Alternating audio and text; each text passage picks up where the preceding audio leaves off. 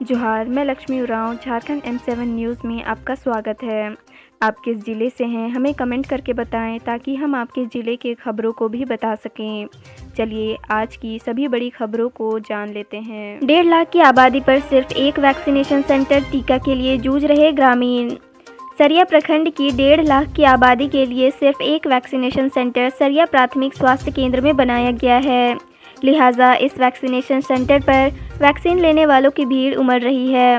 लंबी लाइन के बीच लोगों को वैक्सीन दिया जा रहा है, लेकिन कतार में लगे 100% लोगों को वैक्सीन नहीं मिल पा रही है। कई लोग तो दिन भर पंक्ति में खड़े रहते हैं, लेकिन शाम होने तक भी उसे वैक्सीन नहीं मिल पाता है और बगैर वैक्सीन लिए लोग वापस लौट जाते हैं। अवैध निर्माण पर होटल इमरलैंड को 72 घंटे में सील करने का आदेश। 2.68 करोड़ जुर्माना भी लगाया। 30 दिनों में नहीं भरने पर तोड़ा जाएगा। रांची में नक्शा घोटाला करने वालों के खिलाफ कार्रवाई शुरू कर दी गई है। पहली कार्रवाई हिनू स्थित होटल इमरलैंड पर की गई है। नगर आयुक्त मुकेश कुमार ने होटल इमरलैंड को 72 घंटे में सील करने का आदेश दिया है। साथ ही होटल संचालक निशांत आलम, जिया खान व अन्य पर 2.60 करोड़ रुपए का जुर्माना लगाया है।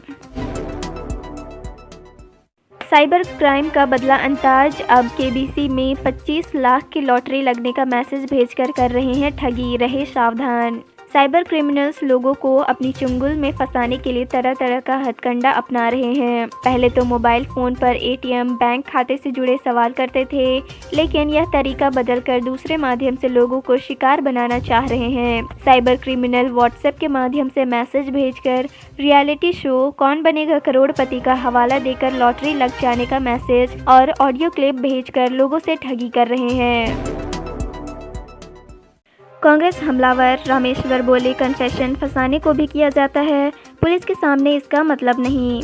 सरकार गिराने की साजिश को लेकर चल रहे आरोप प्रत्यारोप के बीच कांग्रेस पहली बार बुधवार को हमलावर हुई। पार्टी के प्रदेश अध्यक्ष डॉक्टर रामेश्वर उरांव ने कहा कि कन्फेशन फंसाने के लिए भी किया जाता है। पुलिस के सामने कन्फेशन का कोई मतलब नहीं है।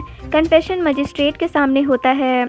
यदि इस मामले में गिरफ्तार आरोपी अभिषेक दुबे मजिस्ट्रेट के सामने भी यही बात बोलता है तो ठीक है। देसी लोडेड पिस्तौल के साथ 2 पीएलएफआई उग्रवादी सिमडेगा में गिरफ्तार। स्मार्टफोन व पीएलएफआई का पर्चा बरामद। गिरदा ओपी इलाके में पुलिस कर्मियों ने पीएलएफआई उग्रवादी संगठन के साहू दस्ता के 2 उग्रवादियों को गिरफ्तार करने में सफलता हासिल की है। एसपी डॉक्टर शम्स तबरेज को गुप्त सूचना मिली थी कि गिरदा ओपी के आसपास पहाड़ी में पीएलएफआई उग्रवादी ठहरे हुए हैं और किसी एक बड़ी आपराधिक घटना को अंजाम देने की फिराक में है। सूचना के आधार पर बानो इंस्पेक्टर के नेतृत्व में गिरदा ओपी प्रभारी सशस्त्र बल के साथ ओपी क्षेत्र की जंगली पहाड़ी क्षेत्र में सघन छापेमारी अभियान चलाया। 2000 रुपये और देहाती मुर्गा दो तो वृद्धा पेंशन दिलवा दूंगा। पालकोट कर्मी ने वृद्धा से मांगी रिश्वत। एक वृद्ध महिला को वृद्धावस्था पेंशन दिलाने के नाम पर प्रखंड कार्यालय पालकोट के एक कर्मी द्वारा 2000 रुपये और एक देहाती मुर्गा मांगे जाने का मामला प्रकाश में आया है। वृद्धा पालकोट प्रखंड की नाथपुर पंचायत अंतर्गत डहूटाड़ निवासी स्वर्गीय फीरन उरांव की 65 वर्षीय पत्नी सांवड़ी उरांव है। सांवड़ी को पिछले 1 साल से वृद्धा पेंशन नहीं मिल रही है। सांवड़ी वृद्धा पेंशन की मांग को लेकर कभी बैंक, कभी प्रखंड कार्यालय पालकोट तो कभी जिला मुख्यालय के कार्यालय का चक्कर लगा रही है। इधर बुधवार को सांवड़ी अपनी वृद्धा पेंशन शुरू करवाने की मांग को लेकर उपायुक्त कार्यालय गुमला पहुंची थी, जहां सांवड़ी ने बताया कि 1 साल पहले तक वृद्धा पेंशन मिलती थी, परंतु इधर 1 साल से वृद्धा पेंशन नहीं मिल रही है। हजारीबाग के बरकट्टा में हाथी ने जमकर मचाया उत्पात, कुचलकर एक व्यक्ति की ली जान, फसलों को पहुंचाया नुकसान। हजारीबाग जिला अंतर्गत बरकट्टा प्रखंड क्षेत्र में एक हाथी ने जमकर उत्पात मचाया। इस दौरान एक व्यक्ति को कुचलकर मार डाला। गुरुवार की सुबह 5 बजे के करीब ग्राम कपका निवासी तालेश्वर यादव पिता लोकन यादव को हाथी ने कुचलकर मार डाला। वहीं फसलों को भी नुकसान पहुंचाया है। हाई कोर्ट ने की बड़ी टिप्पणी, ये हिट एंड रन का केस नहीं बल्कि ब्रूटल मर्डर है। हाईकोर्ट ने धनबाद के एडीजी उत्तम आनंद की संदिग्ध मौत को गंभीरता से लेते हुए जनहित याचिका में तब्दील कर दिया। Chief justice doctor Ravi Ranjan व जस्टिस सुजीत नारायण प्रसाद की खंडपीठ ने कहा कि ये हिट एंड रन का केस नहीं बल्कि ब्रूटल मर्डर है। खंडपीठ ने मौखिक रूप से कहा कि घटना की सीसीटीवी फुटेज देखने से स्पष्ट होता है कि यह हिट एंड रन का केस नहीं है बल्कि ये ब्रूटल मर्डर है। जैक बोर्ड ने जारी किया मैट्रिक का रिजल्ट, 95.93% विद्यार्थी पास। झारखंड में मैट्रिक का रिजल्ट गुरुवार को जारी कर दिया गया। शिक्षा मंत्री जगन्नाथ महतो ने रिजल्ट की घोषणा की। 95.93% विद्यार्थी परीक्षा में पास हुए हैं। आपको बता दें कि कोरोना के कारण इस बार मैट्रिक की परीक्षा आयोजित नहीं की गई थी। 9वीं के अंक के आधार पर इन्हें प्रमोट किया गया है। झारखंड दल बदल मामले में स्पीकर रविंद्रनाथ महतो करेंगे वर्चुअल सुनवाई, हाईकोर्ट में भी फंसा है पेच। झारखंड में 10वीं अनुसूची के तहत दल बदल के मामले में अब वर्चुअल सुनवाई होगी। स्पीकर रविंद्रनाथ महतो भाजपा में शामिल होने वाले बाबूलाल मरांडी और कांग्रेस में शामिल होने वाले प्रदीप यादव व बंधु तिर्की के दल बदल मामले की सुनवाई कर रहे हैं। कोरोना संक्रमण को देखते हुए मामले में सुनवाई स्थगित कर दी गई थी। इधर स्पीकर श्री महतो मामले में हो रही देरी को देखते हुए ऑनलाइन सुनवाई करने का फैसला लिया है। झारखंड को कोविशील्ड का 4.52 और 68,000 डोज जाने किस जिले को मिला कितना। केंद्र सरकार ने झारखंड को बुधवार को कोविशील्ड टीका का 4,51,950 और कोवैक्सीन का 68,400 डोज उपलब्ध कराया है।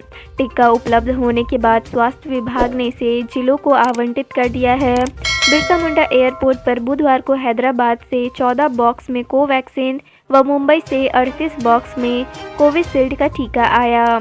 जिलों में सेंटरों पर पर्याप्त टीका उपलब्ध होने से अब टीकाकरण में गति आएगी। झारखंड में दहेज मुक्त विवाह के लिए जागरूकता की कवायद, पढ़ाया जा रहा बेटी बचाओ बेटी पढ़ाओ का पाठ। झारखंड में दहेज मुक्त विवाह के लिए बोकारो में जागरूकता अभियान चलाया गया। इस दौरान दहेज कुप्रथा के खिलाफ लोगों को जागरूक किया गया और एकजुट होने की अपील की गई।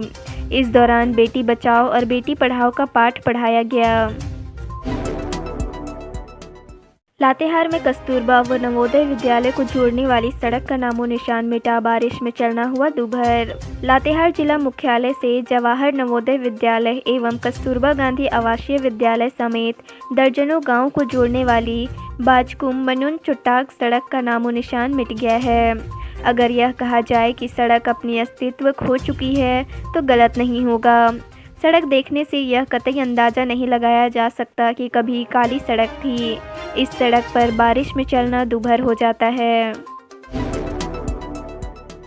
महिला रात में कभी भी निकल जाया करती थी घर से बाहर। बेटे को लगता था बुरा, चचेरे भाई के साथ मिलकर कर दी मां की हत्या। छतरपुर थाना क्षेत्र अंतर्गत गोठा गांव से 16 जुलाई को बरामद एक महिला के 100 से संबंधित गुत्थी छतरपुर पुलिस ने सुलझा ली है। महिला की हत्या का आरोप उसके ही बेटे और भतीजे पर लगा है। पुलिस ने इन्हें गिरफ्तार कर लिया है। छतरपुर थाना प्रभारी शेखर कुमार ने बताया कि महिला तंत्र मंत्र का काम करती थी और रात में कभी भी अपने घर से बाहर चली जाती थी। महिला के इस आचरण पर लोग तरह तरह की बातें करते थे जो उसके बेटे को बुरी लगती थी। इसी को लेकर उसने अपने चचेरे भाई के साथ मिलकर मां की हत्या कर दी और शव को एक कुएं में डाल दिया।